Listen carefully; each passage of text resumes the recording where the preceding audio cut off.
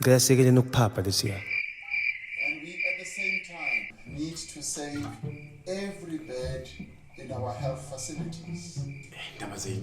We have therefore decided that in order to conserve, we've now decided that the sale, the dispensing, and the distribution of alcohol will be suspended with immediate effect. There is now clear evidence that the resumption of alcohol sale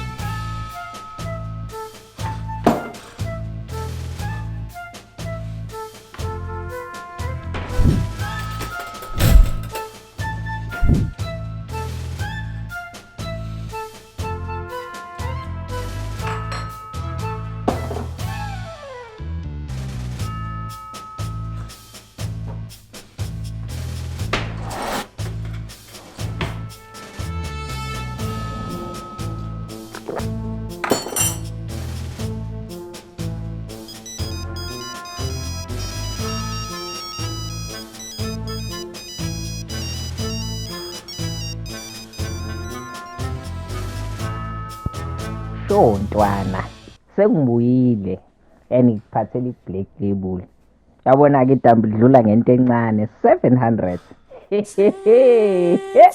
kunjani makunje